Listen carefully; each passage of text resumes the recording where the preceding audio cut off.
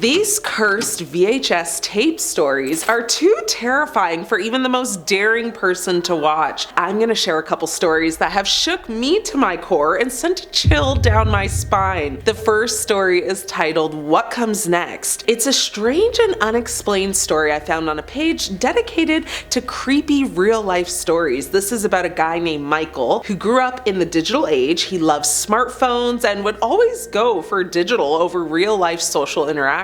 However, there was one night out of the week he would never miss, which was horror movie night with his buddies. His Friday night ritual was to watch the latest horror flick with his friends, then go home and just prepare for bed. On one of those nights, one of Michael's friends brought an old dusty VHS tape to watch. This was apparently found in the attic of a passed on family member's house in Vancouver. As his friend Jackson walked in with the tape, they were all really excited to give it a go. The host spent about 30 minutes looking for his old VHS player, and when they found it, they immediately took the tape, shoved it in, and began to watch. Right after the film started, there was nothing but silence in the room, so everyone, was seated tightly in their chair and was giving it their full attention. The film was actually about a demon that possessed its victims by presenting itself as a friend calling herself Lila. About halfway through the film became more and more sinister as Lila would establish a bond with her victims before she made her move. It almost seemed as though Lila cared about them before she destroyed their lives. Once fooled, she was able to possess them. You could see it in her dreadful eyes,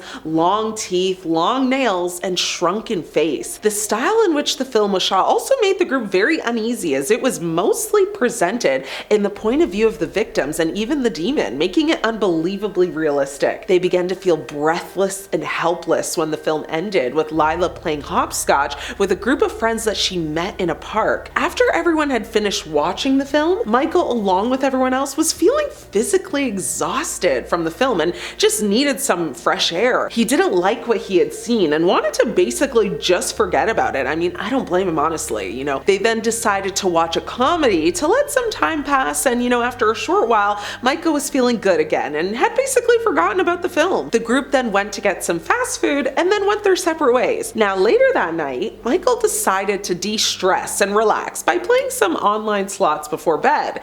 He actually found that this was a great way to kind of unwind and just have a little bit of fun. It was late and he decided to get ready to shut off and prepare for sleep, but right before he shut off, he got a message from a girl called Lila. She invited him to check out this new online slot. Now, Michael was tired, and without even realizing who the message was actually sent from, he just opened the link and out of instinct and not knowing what was going to happen next. He did fall asleep, but then was actually woken up in like a puddle of sweat, completely drenched, to what he thought was just, a bad dream, like a nightmare where he was being watched by something that he couldn't quite explain. Now, over the next few days, Michael would begin to feel sick and even tell his friends that he wasn't feeling good and wouldn't make it to their next movie night, which he never missed. But here's the problem. Michael disappeared. He not only didn't make it to the next movie night, he didn't even make it out, period. His friends stopped hearing from him. He virtually just vanished, and although some time has passed, and most people assumed, that he just wanted to go live off the grid and disappear and,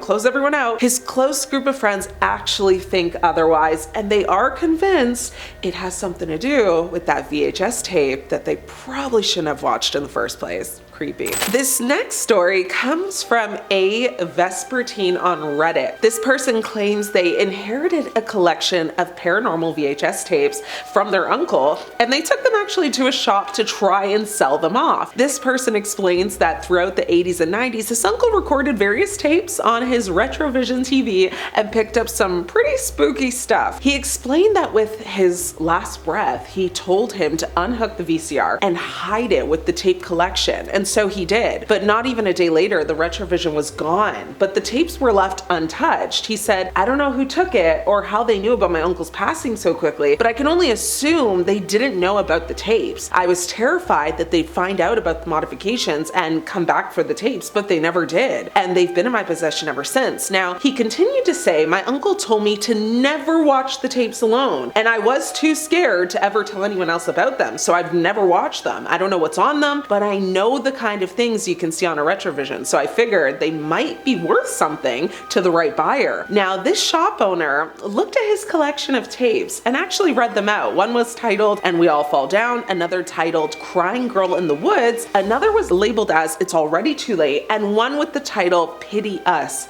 Now the shop owner asked, "If your uncle's been gone for about 20 years or so, why are you only selling them now?" He responded by saying, "Well, I was pretty much still a kid when he passed, and by the time I was old enough to start looking into my uncle's occult connections, I had largely forgotten about the tapes. I just recently started poking around on heroickhollows.net to see if I could find anything that might have had anything to do with my uncle, and that's how I found out about this place, which is the shop he was at." Now the shop owner said, "Listen, kid, before I make you an offer, I'm going to have to check at least a few of these to make sure they're legit," nodding to the 13-inch TV and VCR combo that he already had waiting on his desk. Now, he hesitated for a moment. He knew before, he came in that he would need to watch the videos, and he had been looking forward to finally actually seeing what was on the tapes himself. But after so many years of avoiding the tapes, he was perhaps, understandably, wary of what would happen when he finally unlocked their secrets.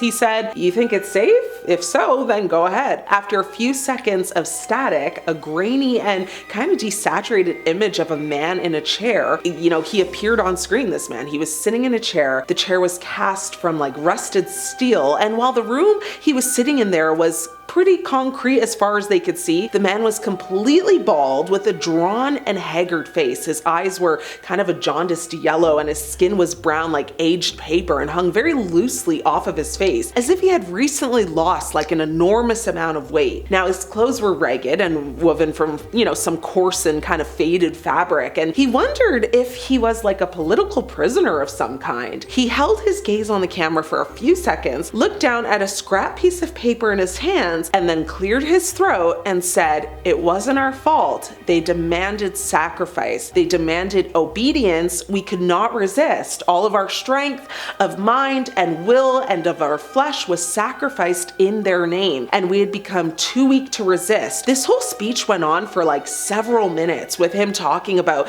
sacrifices and just a lot of other cryptic things. The boy and the shop owner heard some sort of signal playing over the man's speech, and they said it was very unsettling, and it was kind of like Morse code. Now the shop owner started to desperately press stop, pause, and eject on the VCR, trying to get the tape out. When the tape continued to play, he then knocked the TV to the ground. He then grabbed his cane and actually swung it at the TV to smash it. The shop owner screamed in frustration, falling to his knees, and basically said that, this was like a psychotronic signal that they heard, and once it was deep enough into their brains, it would pull them into a different reality. How he knew all this, I don't know, but they said they started hearing loud noises, and he forced himself to look up, and when he did, he said he saw the silhouette of a demon among them that was slowly stretching its arm out to him. He said right before this demon kind of touched him that the shop owner hit it with his cane again, and suddenly everything just disappeared. The shop owner said these tapes have the power to summon demons and bring them into other realities, which is why his uncle